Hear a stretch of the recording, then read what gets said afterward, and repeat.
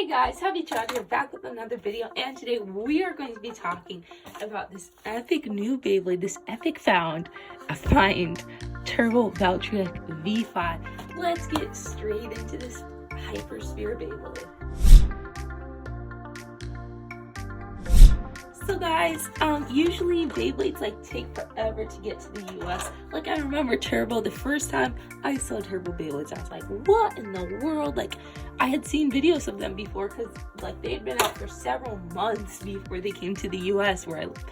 But I already found this. I was expecting it to take a month at least more to start seeing this. There was a whole section at my local Walmart just dedicated to these at the front of the building, and I was like, wow, oh man. They didn't have any of the stadiums, so I couldn't get any of those, which is sad. There's some on Amazon though, so I might try and see what happens with that, but I'm not a bank. So this is what I can afford. Turbo Valtryek V5, and I'm so hyped for this, guys. Ooh, I saw Valtryek and I was like, yep, that's the one. If I have to only get one, it's gonna be that. But anyways, guys, let's talk about HYPERSPHERE. If this is your first time watching videos about HYPERSPHERE, go watch someone else too. Man, you gotta stay up to date with the Beyblade news. Anyways, HYPERSPHERE is basically Hasbro's Gotchi system. So in Kiritomi, the Gotchi Beyblades have a 3-part layer. In Hasbro's version, which is HYPERSPHERE, it only has 2 parts. Not super bad though. I kind of am happy they didn't make these weights actual metal, because this is not metal, this is plastic, because if they did, it would really outclass all of the other Beyblades, I feel because they've been keeping things light, so I feel they should gradually change it up, not all of a sudden add all this metal to the layer. Yeah, so basically that's a big difference. Hasbro's only has 2 parts in the layer. Also, the discs are different, but we'll get into that later. But the biggest gimmick is that it has this driver, and it's basically made to kind of skateboard around the stadium, so it's kind of circular. And once again, we'll look at this once we take it out. I'm just trying to give you guys an overview. It's circular, so it can kind of ramp up the stadiums. This one is not made for it. This is a Kiritomi stadium, but I haven't gotten the other stadium once again, so I'm just going to show you guys what a battle is like in here. Anyways, that's basically the gimmick. It's skateboarding. That's what you can kind of think. One thing that I haven't seen very many people addressing, this art is amazing, guys. It's graffiti. Here's the back, by the way. Look at that. It looks like it's from the 80s or 90s, but I love it. It's graffiti that matches the skateboarding theme. Awesome. 10 out of 10 on the art. Man, I wish they were all this good. Anyways, here you have the different pieces. As you see, we'll go into them in depth once again. This is the little HYPERSPHERE kind of arrow thing. It's similar to what you see on the back of Slingshocks, but basically this is its spin time, so it's how much stamina it has. And this is its rail ride ability. You can call it whatever you want, but it's basically its ability to get up on the edges of the stadium and run around. Anyways, like I said, I don't have the stadium, so I'm not sure how that's gonna work. Is it gonna just kind of slide out? Not quite sure there, guys. But that's basically this cover of the Beyblade. Super epic. Love the packaging. Can't wait to see what this launcher's all about, because it looks hype, man. If you're new to the channel, whenever we unbox something, we unbox it with a box because it's ironic. Anyways, let's get straight into it and unbox this epic Rise Beyblade. So here we go.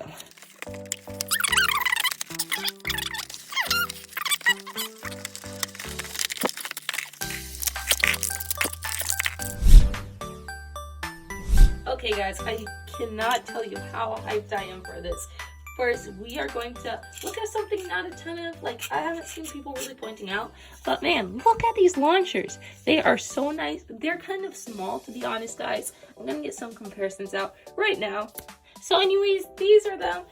As you guys can see, these are the different sizes of launchers. We're gonna compare it to this launcher. These are just some Hasbro launchers I found. Some of them are all of these are included in the packaging of Beyblade, so they're not any ones that you just buy by themselves. But just to compare it, let's look at the original launcher, the light launcher from the single and dual layers. As you can see, it looks a little bit the same. To be honest, it might be a little bit bigger on the section to where the ring sticks out, but they're pretty similar in size. As you guys can see, that length to length, they're about like the same. This one though, like, it just genuinely feels a little grippier than this one, probably because of where they place the grips. As you can see here, the grip is on the top. This one, it's more towards the bottom, so it's kind of hard to get your fingers on this. I feel solid ripping. Oh, it makes such a big difference, guys. Just that little change. I feel like I can rip this solid. I feel like I can still get my fingers out of the way a little bit, even though it's not perfect. As you guys can see here, this one has 2 holes right here.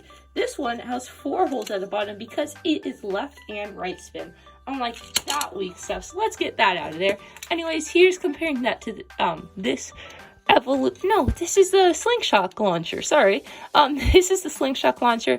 Once again, about the same length, more or less. These 2 launchers, though, this one's shorter, this one's a little bit longer, both right and left spin. Doesn't stand any chance to this, and it beats that, because that's for micro Beyblades. Anyways, just wanted to talk about that real quickly.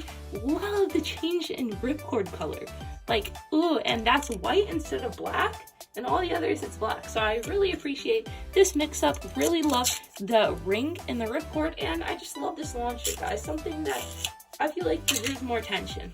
So guys, just wanted to point out, it comes with instructions. So here it talks about like the runtime, which I talked about, and the drop-in frequency. These little graphs can help you explain that. So if you're not familiar with this system, I suggest you check out the rules, even though rules are boring, so I guess don't. Anyways, let's get into all of these parts, guys. Starting off with the king, Valtryek V5. Oh, that sounds solid, V5. Ooh. Anyways, guys, oh, it's stunning. Look at that blue. Just let the light shine through that. Man, that is a beautiful blue. Love the details. I'll try and put up a comparison between this and the Takeratomi version right now, but man, beautiful. Love all the design, love all the gold and red, really nice colors, and the green, even though you might not think it works into everything else, it's really solid. It's a nice compliment. And I like these little like almost air chasms. It makes it look super solid, guys. Love the layer. Guys, here is the layer separated. To separate it and put it together, you just pop. So to put it in, you just pop in. To get it out, you just push in these teeth right here. So yeah, pretty cool. So something to mention, I'm not sure how much it really comes into play, but you can put the energy layer in like this. But if I pop it out real quick, I can also flip it upside down and put it in upside down. So not sure if that would ever make much of a difference, but just wanted to point out and give you guys a full in-depth analysis, because that's what we're here for, guys. We're going to see how well these slopes up later. Anyways, let's get into the second part, which is Blitz. So Blitz, putting up a comparison between this and the Takeratomi version. Obviously, Blitz in the Takeratomi version has these little pieces of rubber-like substances that fly out. Hasbro didn't go that way. They basically made it like normal, to where you can still put an energy ring on it. So let me get one right here. So basically, you can still put an energy ring on this, or a frame, not an energy ring. You can put a frame on this disc. So guys, then we have the performance tip, which is really chunky, and this is Power H. So basically, Power is a Takeratomi tip. It's the same tip, but like their version, you know? So I'll try and put up a picture on screen once again, but basically their version, it had a gimmick to where once you kind of launched it hard, a part of it pressed down and it was supposed to make more, another part of it was supposed to make more contact with the stadium and zoom around. This instead has, once again, that skateboarding gimmick. You guys can see this tip is pretty flat, but it comes to a slight point, so it's a little bit curved. Also, this is not just power. You put a little H at the end to show that it's HYPERSPHERE, just like you put letters at the end of the turbo drivers to show that they're slingshot. Anyways, putting that all together, once again, this is Sword, which is the GT chip kind of equivalent, and then you have the layer base, which is Valtryek, you have Blitz, and you have Power. So let's put that all together, and we're gonna get our first HYPERSPHERE Beyblade. Man, it looks amazing, guys. Just look at that. Ooh, it's really, really junky, guys. So guys, let's start off with the GT chip. I'm just going to show you guys about how heavy it is. So this GT chip is 3 grams. Let's compare that to a driver because I don't have any others to compare it to. 6 grams. Let's compare it to a micro launcher. 3 grams. So just to show you guys how light this is, it weighs about the same as Beyblade micro launchers. So that's pretty crazy. It's not super duper heavy and it's not meant to be. Anyways, let's get into a better part, which is the base. The base is 8 grams, so let's compare that to our Hercules, which is somewhat heavy, 13 grams. Let's compare that to Valtryek, 10 grams. So as you guys can see, by themselves, they're not a ton of weight, but when you put them together, you get a little bit more weight. So guys, putting them together, if you weigh it, this is about 11 grams. So comparing to that, to the same Beyblade, 9 grams or 10 grams, somewhere around that range, and comparing it to Achilles, let's do that, which is 17 grams. So it's not super duper heavy, guys, by any means. It's actually downgrading in weight from the previous generation, but this thing is a chunk. So let's compare it to something that's a little bit less of a chunk, which is 10 grams. So it's pretty standard, guys.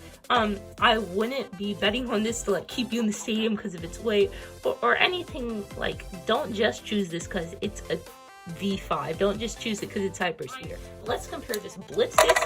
I'm really interested to see how much it weighs. 18. Let's compare it to a really heavy one, probably the heaviest that I have, 25, so it doesn't really stand much of a chance. Let's compare it to a normal-ish, 23, man. Let's compare it to 12, which is super duper light. 16, man, guys, so it really doesn't weigh that much more than 12, which is infamous for being super light and super prevalent. So I would not be betting this or using it in any combos. Anyways, let's get into the driver. It doesn't matter too much, but I just want to see how much heavier this is than other 8 grams. Okay, let's compare that to the slingshot, which is 6 grams. Let's compare that to one with metal in it, which is Zootron's.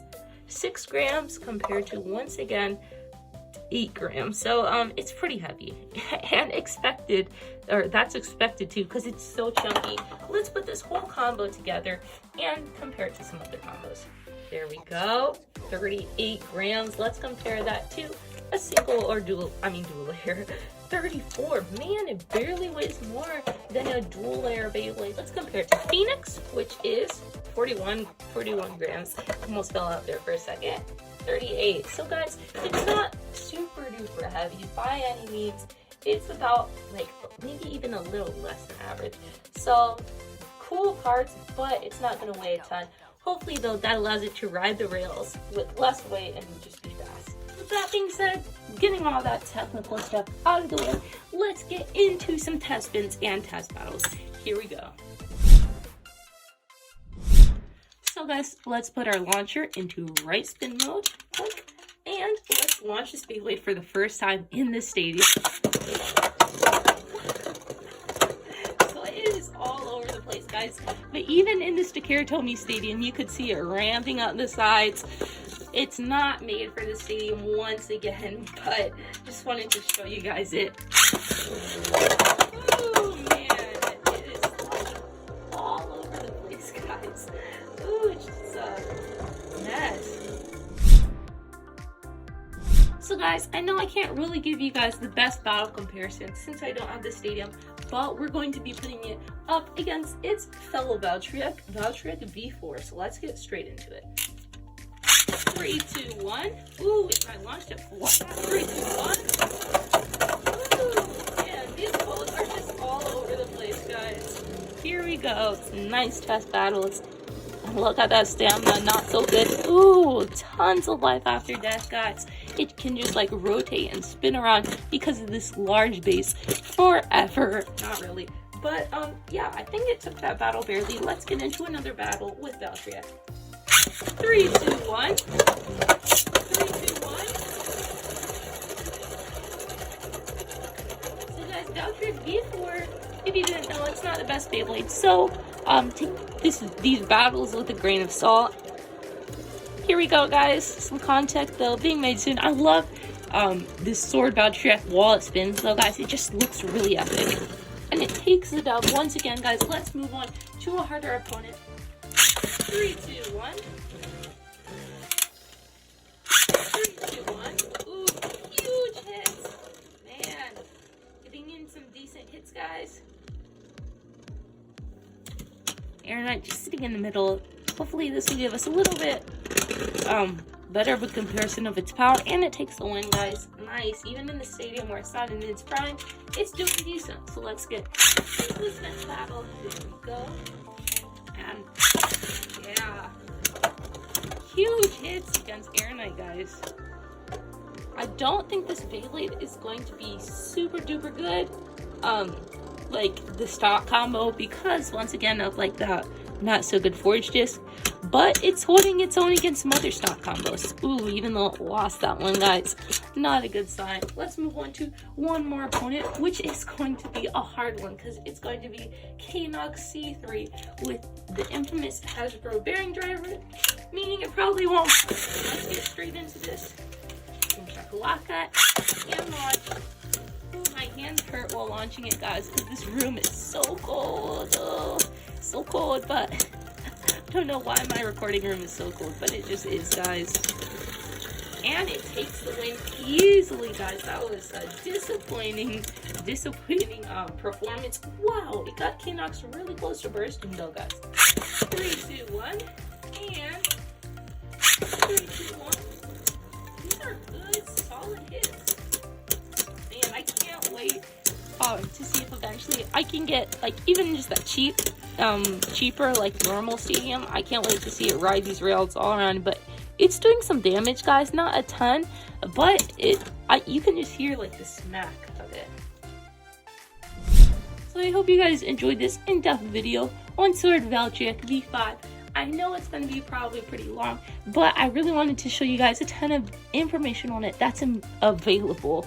Anyway, just to recap this, Sword Valtryek V5 is a little bit too light to be competitive as a stock combo, in my opinion. It seems to get some really good hits. It does well even in these kind of stadiums because of its tip. It doesn't go too crazy like some of the slingshot tips did in previous generations.